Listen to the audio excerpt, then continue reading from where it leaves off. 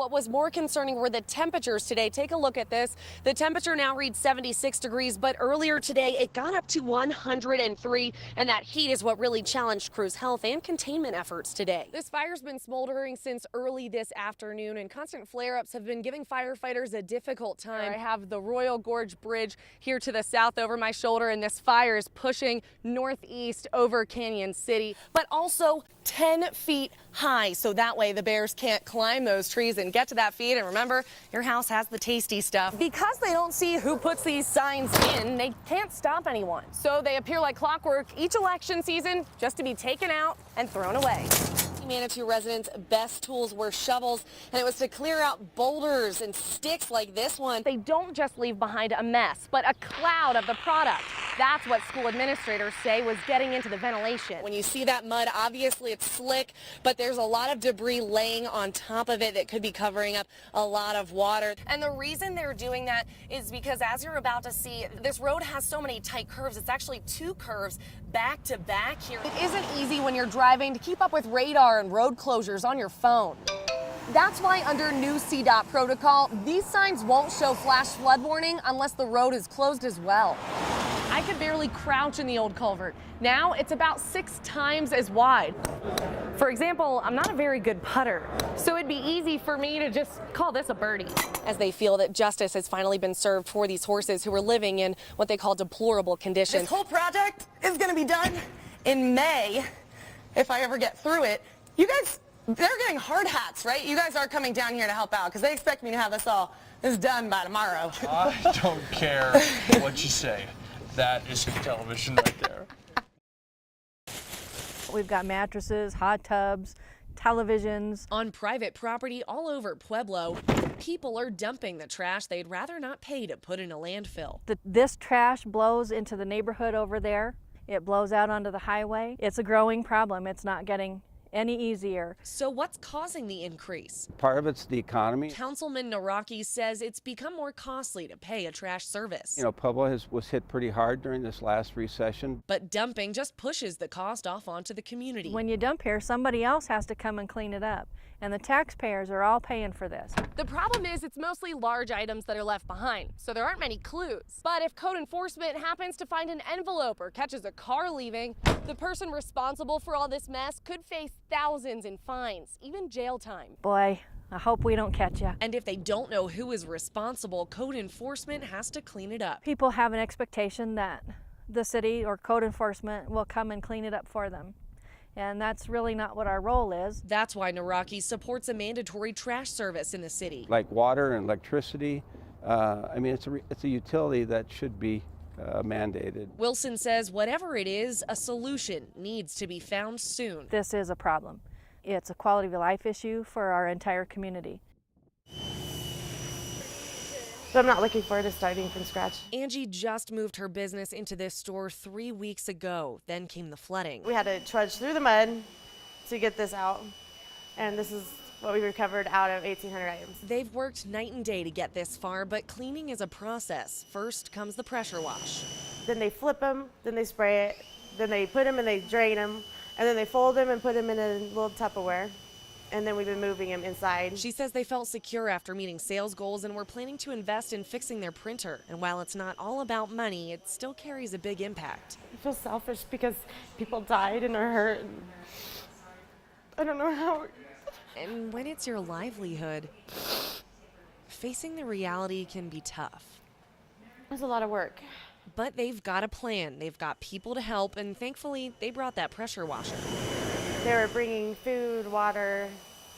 The one brought the washer, and they stayed hours last night.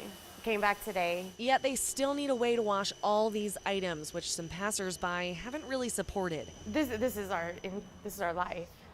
And then the ones saying that we should throw everything away. It's not trash to us. A sunny Sunday for America's game with their own spin. You haven't seen baseball till you see a wheelchair slide into third base. Some kids love baseball. Stephen Robinson is baseball. Stephen thinks he owns the Rockies. I mean, he truly thinks he owns them.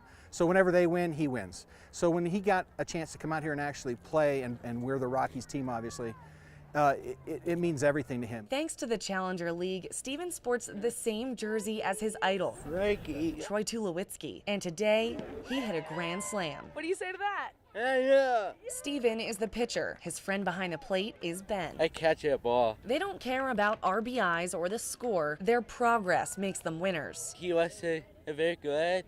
He is a good hit a ball. There's been kids that came here that couldn't walk and weren't supposed to walk that are now walking.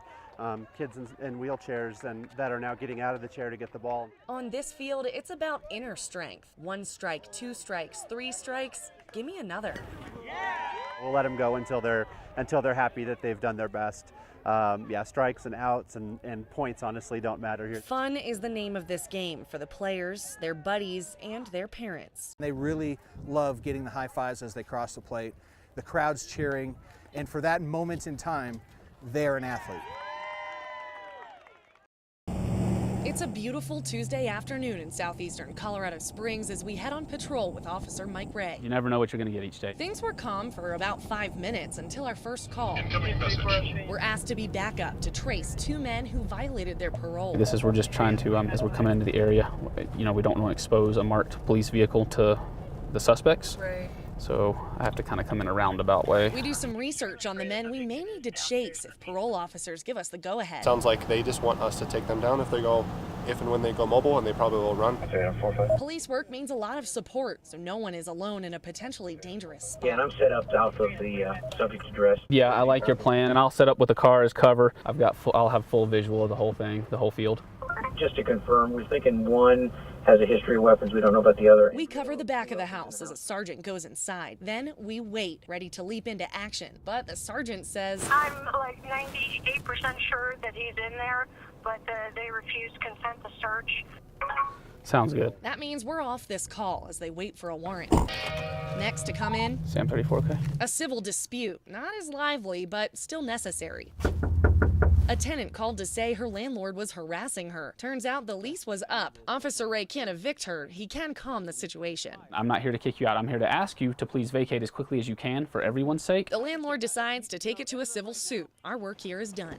All right, we're going to make a traffic stop here. Traffic enforcement isn't a favorite of Officer Ray's, but we check out missing plates and temp tags. See, what's the date on that? April 11th? We only made 2 stops. Build me a traffic stop, please. No one has the dramatic excuses we anticipated. Do you know why I pulled you over? No. Your license tags expired back in January. Oh! Just minutes later. Stay in the car for me. The next truck we pull over, Okay, stay in the car. he has a tinted windshield, and turns out this man doesn't have a license. Driver's license? You don't have one. He's about to get a ticket. But then, an example in prioritizing calls. At 6-5. It's that driver's lucky day as we race to our most dangerous call yet. There's a gun involved on this one. What's going on here? The guy attacked me, and I told him, I said, I'm not going to jail for no reason. Cuff him. Would you keep that hand right there, all right? Yes. Don't move for me. Yes, sir. There was only one officer on scene, simply because there was not any other officers at the time to respond with him. So it's necessary for us to, as soon as he says he needs help, break away. Not the luckiest day for this man. I just see some blood on your shirt. He was taken into custody, accused of assaulting a senior citizen. The investigation continued. Were you present during this whole fight? The victim is going to be okay. He's just happy he's able to press charges. A 3rd-degree assault is a misdemeanor. A 2nd-degree assault is a felony. And we were glad to get to see Colorado Springs' finest in the heat of the moment.